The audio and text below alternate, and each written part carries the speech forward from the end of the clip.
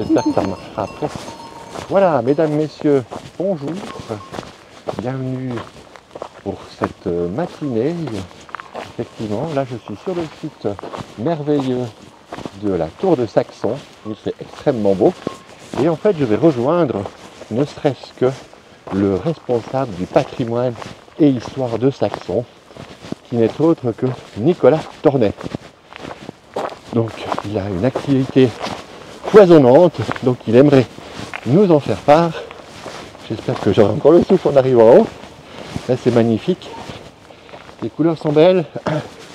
Et là aussi, je vois des petites libellules qui sont en train de vagabonder dans cet espace merveilleux.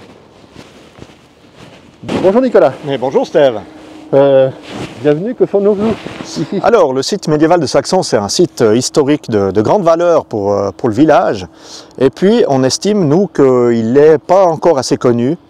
Et du coup, ce qu'on veut faire, c'est qu'on va essayer de valoriser l'ensemble du site. On va mener pour ça différentes actions dans le courant de l'année prochaine et encore les années d'après. Et puis, on a déjà commencé aujourd'hui à le valoriser d'une certaine manière, puisqu'on a un partenariat avec la Bayardine de Saillon, la société médiévale. Vous savez peut-être que Saxon sera l'invité d'honneur de la prochaine édition des Fêtes médiévales en septembre 2025. Et dans ce cadre-là, on a amorcé une collaboration qui est assez fructueuse.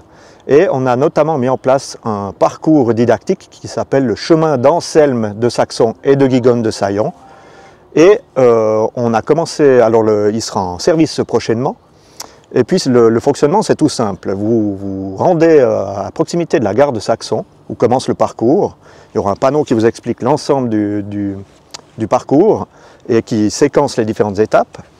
Et à la suite de quoi, vous allez vous munir de votre téléphone portable ou télécharger l'application gratuite de Guigonne et d'Anselme, que vous trouvez facilement sur l'App Store. Et puis ensuite, vous suivez simplement le parcours balisé par GPS. À chaque étape du parcours, il y en a 11 du côté saxonnin, 11 du côté de Saillon. Donc c'est un parcours qui s'étale sur environ 9,5 km, qui relie les deux tours, celle de Saxon et celle de Saillon. Et tout au long de ce parcours, à chaque étape, vous avez la possibilité de scanner un QR code. Et en faisant ça, vous avez une petite vidéo qui apparaît, une petite animation super sympa qui a été réalisée par un technicien de renom. Du coup, vous scannez cette application, le petit film démarre et à chaque étape du parcours, donc, qui s'égrène, vous avez un chapitre de l'histoire de Guigonne et d'Anselme qui vous est raconté de manière audio et aussi avec un petit film d'animation. Et arrivé à la fin du parcours à Saillon, vous arrivez à la tour et puis vous avez possibilité de vous rendre au musée de la fausse monnaie à Saillon. Et là, de voir la broderie, parce que vous savez peut-être que la Bayardine a mis en place une broderie participative en point de Bayeux. C'est une broderie qui est faite comme avec les techniques du Moyen-Âge, avec des fils de couleur, qui est magnifique, et qui mesure 16 mètres de long. Et le visiteur qui aura entendu toute l'histoire en déroulant le chemin aura l'occasion d'aller voir la tapisserie en vrai à l'arrivée à Saillon au musée de la fausse monnaie. Donc c'est vraiment un projet qui nous tient à cœur et qu'on est très heureux de mettre à flot aujourd'hui. Magnifique, effectivement, c'est extraordinaire d'avoir fait cette passerelle entre Saxon et Saillon.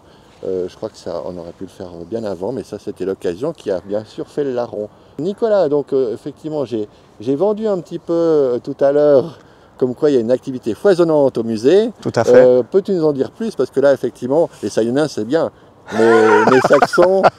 Non, on aime bien, on adore les Saillonnins, pas se méprendre là-dessus. Mais c'est vrai qu'à Saxon, on a aussi des arguments à faire valoir. Et notamment au musée de Saxon que j'anime aussi avec mes camarades du comité et les bénévoles. On a une exposition actuellement qui traite de l'école, donc c'est en partie la même exposition que certains ont pu voir déjà à l'école de Saxon à la fin de l'année scolaire précédente, mais on a rajouté des éléments chez nous au musée de Saxon, donc au sous-sol de la maison communale. Et dans cette salle d'expo temporaire, donc vous avez l'ensemble des panneaux qui étaient présentés à l'école qui sont de nouveau là, si vous voulez venir les consulter.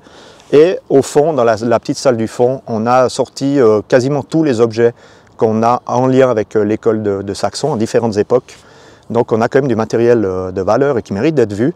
Et on vous invite naturellement cordialement à venir visiter l'exposition.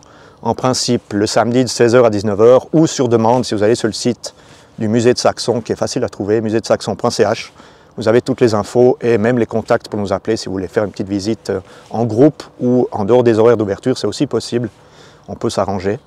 Et puis peut-être que vous aurez l'occasion de visiter cette expo ce week-end. Oui, et pourquoi ce week-end? Parce qu'on a la nuit des musées, on participe comme chaque année à la nuit des musées valaisans. Et à Saxon, on a créé un petit programme bien sympa pour l'occasion. Donc vous avez la possibilité de venir au musée, les portes sont ouvertes, c'est entièrement gratuit de 17 h à 22 h.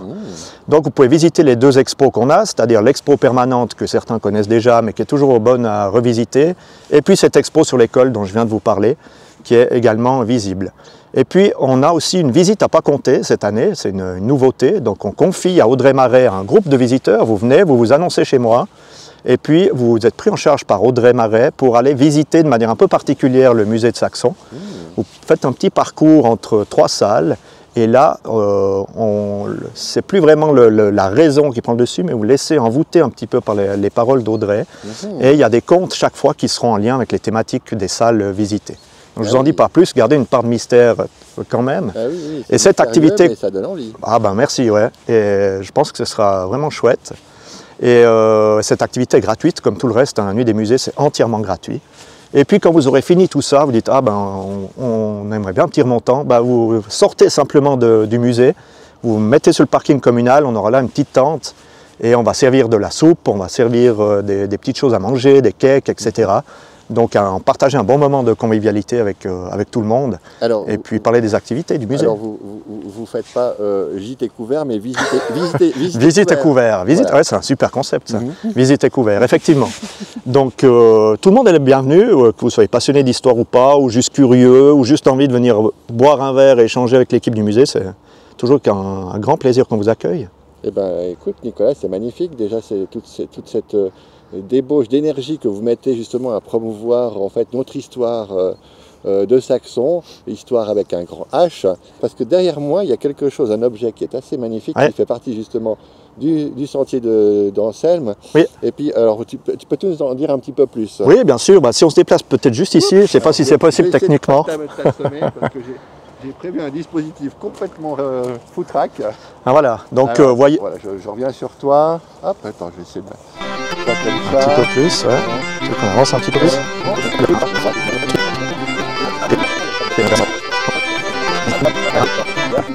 On est bon? Oui. Alors voilà, effectivement, on se trouve ici à côté d'une des sculptures du parcours du chemin d'Anselme et de Guigonne. En l'occurrence, ici, vous avez un magnifique trône qui a été préparé, sculpté, monté par Frédéric Dupont, ici à Saxon, qui fait vraiment des choses magnifiques. Et puis ici, vous avez, évidemment, on se trouve au pied de la tour de Saxon, donc c'est un trône dédié à Anselme de Saxon. Évidemment, vous viendrez découvrir les sculptures sur ce trône qui est splendide. Et puis vous avez son frère jumeau, sa sœur jumelle, peut-être que je devrais dire, puisque pile en face de où on se trouve, on a la tour de Saillon là-bas. Et on ne le voit peut-être pas à l'œil nu, mais au pied de la tour de Saillon, il y a un trône exactement similaire, mais qui est dédié à Guigonne de Saillon. Et si bien que quand vous faites le parcours, vous pouvez à la fois vous asseoir sur le trône, profiter de la vue qui est juste majestueuse. On est plein axe sur Saillon. Et puis, vous avez aussi la possibilité éventuellement de vous prendre en photo et puis de glisser ces photos sur Facebook. Et puis vous le faites une fois à Saxon sur le trône d'Anselme, une fois à Saillon chez Guigonne en arrivant. Et puis comme ça, vous attestez que vous avez fait l'ensemble du parcours. Et voilà, vous aurez la satisfaction de dire que vous avez été parmi les finishers du chemin d'Anselme et de Guigonne. Et puis voilà, ça garantit en tout cas une belle sortie en famille, entre amis, etc. Donc le parcours est assez long, 9 km et demi, il faut prévoir quand même du temps pour le faire. Ah oui, quand même? Oui, quand même, ouais. Et puis ça côte pas mal, vous savez, hein, vous connaissez la topographie à Saxon. Ça monte pas mal depuis la gare, mais par contre, une fois que vous êtes ici en haut, c'est le bonheur total. Et puis à la suite de quoi, vous redescendez dans l'ancien village que vous traversez. Vous partez sur le coteau en direction du Perrosé, et là vous reprenez le pont de Saillon où le parcours continue sur l'autre rive. Et ce qui est bien avec ce parcours, c'est que vous avez la possibilité de télécharger l'application. Toutes les étapes sont détaillées et tout d'un coup vous vous dites moi j'ai des enfants en bas âge, ça va être compliqué de faire l'ensemble. Vous sélectionnez une portion du parcours que vous faites en famille et puis vous dites on fera l'autre le dimanche prochain ou j'en sais rien. Et puis vous avez la possibilité comme ça de fragmenter chaque fois votre voyage, votre découverte. Ouais. Et puis on a aussi le long du parcours 2 sculptures qui ont été disposées, je ne vous dis pas où, à vous de les découvrir, qui ont aussi été réalisées par Frédéric Dupont et qui sont du plus bel effet. Et c'est des sculptures qui répondent en fait au chapitre qui vous sera conté dans ces endroits-là. Donc voilà, on essaye d'égayer un peu les choses et puis de faire en sorte que tout le monde y trouve son compte, amoureux du patrimoine ou juste curieux, désireux de faire une balade.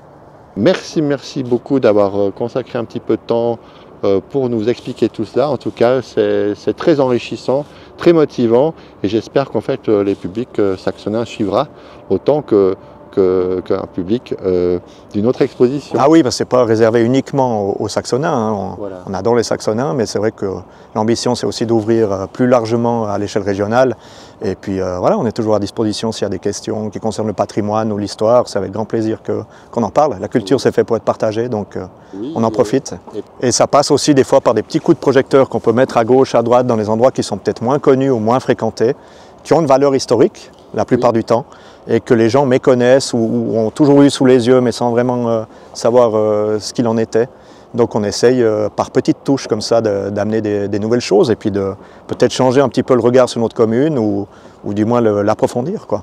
Merci beaucoup Nicolas. Merci à toi. Un bon week-end et puis une bonne continuité. Merci beaucoup et vive Télé Saxon. Ah ben merci beaucoup.